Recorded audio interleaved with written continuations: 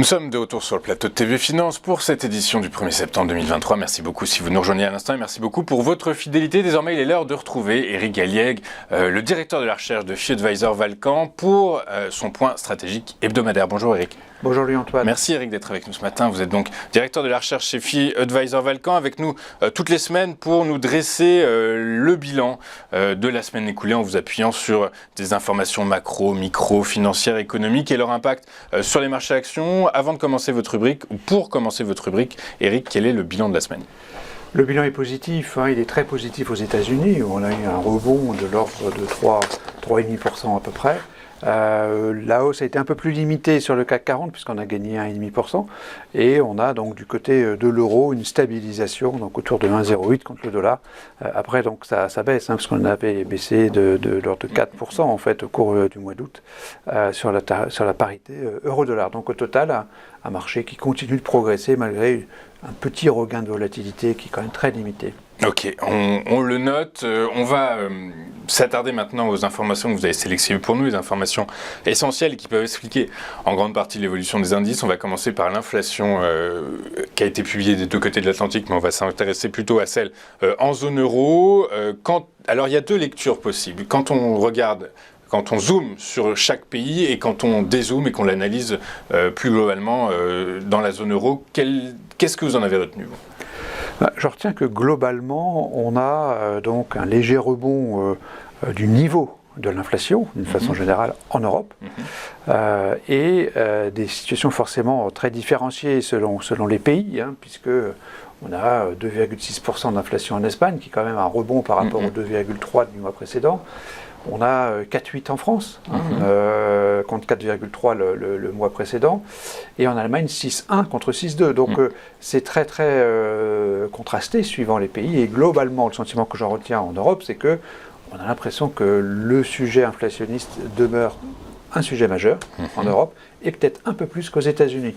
On a l'impression que l'inflation, d'ailleurs en niveau, est inférieure à ce qui se passe en Europe, et semble mieux contrôlée, entre guillemets, où les dernières données qui ont été publiées étaient plus en ligne avec les anticipations que ce qui s'est passé, que ce qui a été publié en Europe, ce qui constitue donc un premier point dans l'actualité de la semaine qui est négatif. Qui est négatif, et c'est probablement ce qui explique en partie la baisse, le niveau de confiance des ménages européens qui reste bas.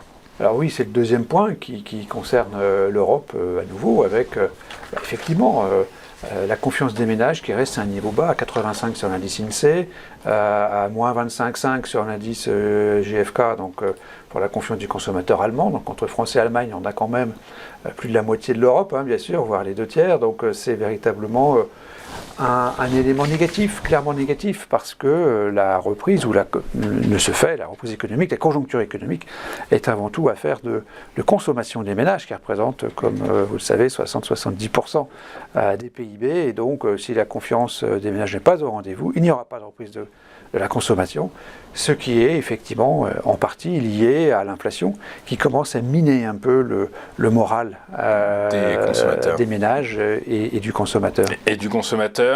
On va basculer de l'autre côté de l'Atlantique. Cette semaine, 3 rapports ont été publiés, comme régulièrement, 3 rapports sur l'état du marché du travail américain ont été publiés. Dans l'ensemble, ils montrent comment on pourrait dire, pas une détente. Le marché du travail se tend, en fait, aux États-Unis. Alors, il se tend en ce sens il a tendance à, je dirais, être moins inflationniste, en quelque sorte, c'est-à-dire qu'il est moins demandeur, je ne sais pas de quel côté on se positionne, mais globalement, la statistique qu'on a retenue parmi la multitude de statistiques qui sont publiées chaque semaine, c'est le rapport JOLTS, qui est publié par le département du travail américain, qui effectivement relève une baisse importante des offres d'emploi, et pour la première fois, un phénomène très très très très significatif, et donc cela pourrait signifier que le marché du travail, qui est tendu en ce sens que les salaires sont élevés, en ce sens que les entreprises ne trouvent pas chaussures à leurs pieds, eh bien c'est peut-être en train de changer. Et donc forcément, c'est plutôt une bonne nouvelle. Ça pourrait signifier que la Fed va se calmer, entre guillemets, qu'elle va peut-être pas monter ses taux à nouveau. Et c'est en ce sens plutôt une bonne nouvelle, puisque le marché du travail serait peut-être en train de se normaliser. On en saura plus cet après-midi, 14h30, avec donc les chiffres donc, des créations d'emplois aux États-Unis. Ok, très clair. On va poursuivre avec de la microéconomie et des dividendes, un niveau record de dividendes versés. Oui, c'est plutôt une bonne nouvelle, effectivement. C'est une bonne nouvelle en ce sens que le rapport qui maintenant fait référence de Janus Henderson, qui est publié donc, par cette société de gestion britannique, montre que la croissance des dividendes versés est de 5,6% au niveau planétaire, elle est de 19% pour les banques, et c'est bien sûr un élément plutôt positif. Ça montre que à nouveau, dans l'ensemble de la cartographie des risques, comme on la dénomme, eh bien, les entreprises restent un point très positif. Elles sont fortes, elles sont bien financées, elles sont très rentables et elles distribuent beaucoup de dividendes. Donc ça, c'est effectivement plutôt positif pour le scénario de marché. Plutôt positif pour le scénario de marché. Eric, vous êtes analyste financier, j'ai une question là-dessus, sur le versement de dividendes. Est-ce qu'il reflète forcément la bonne santé d'une entreprise? Est-ce qu'une entreprise ne peut pas emprunter pour verser des dividendes? Parce que forcément, elle va piocher dans son résultat net. Alors, c'est un vaste sujet, effectivement, de même que d'ailleurs le rachat d'actions par les entreprises. Naturellement, la logique voudrait que le dividende soit une partie des bénéfices et que ce soit donc une variable résultante de l'activité de l'entreprise et de sa profitabilité. Ce soit une variable résultante et pas une variable explicative de la bonne santé de cette entreprise. De l'entreprise. Donc c'est vrai qu'aujourd'hui, ce qu'il faut regarder, c'est le taux de distribution. Il ne faut pas que ce taux de distribution soit trop élevé. Aujourd'hui, il a tendance à être plutôt légèrement inférieur à la moyenne historique parce que les bénéfices sont très élevés, justement. Donc il y a un effet de lissage qui se fait en matière de taux de distribution. Là, je parlais de la masse distribuée qui elle-même progresse. Mais le taux de distribution, lui, est plutôt raisonnable.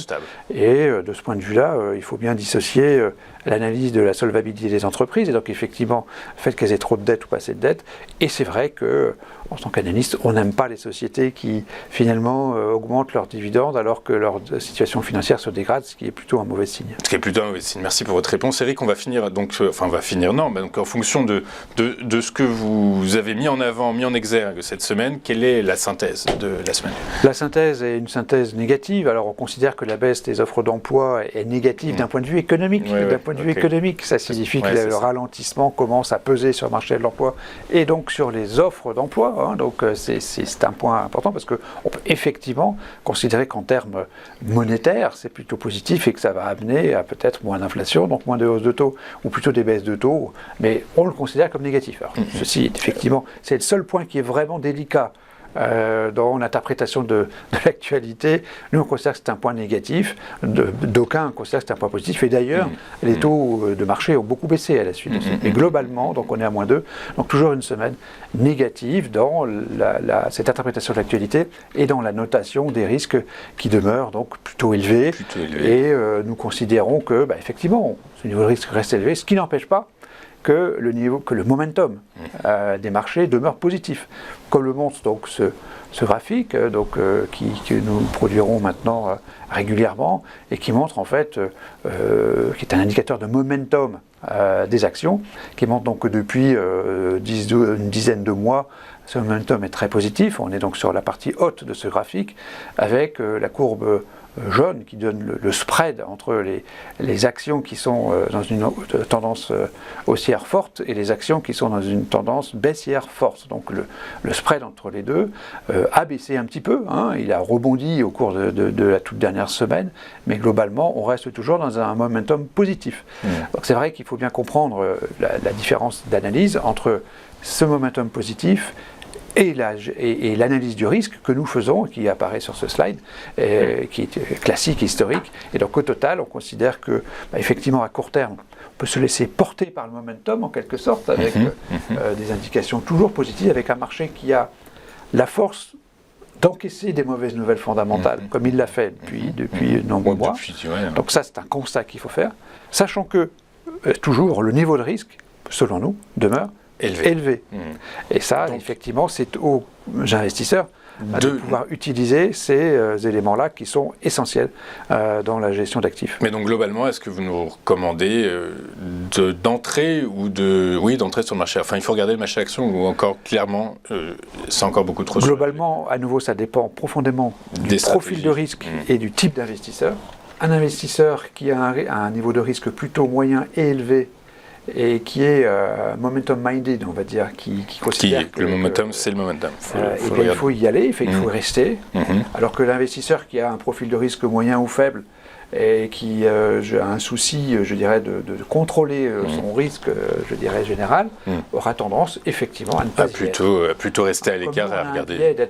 De servir les investisseurs institutionnels qui ont des visions de long terme et qui veulent contrôler leurs risques. Je leur dis, écoutez, c'est toujours compliqué aujourd'hui d'aller sur les actions. Ok, très clair. Écoutez, le message est passé. Eric, merci beaucoup d'avoir été avec nous ce matin. Eric Galliec, vous êtes directeur de la recherche chez Fee Advisor Valcan et avec nous tous les vendredis matin. On marque une pause et on se retrouve juste après pour la suite et la fin de cette édition du 1er septembre avec notre point bourse. À tout de suite sur TF Finance.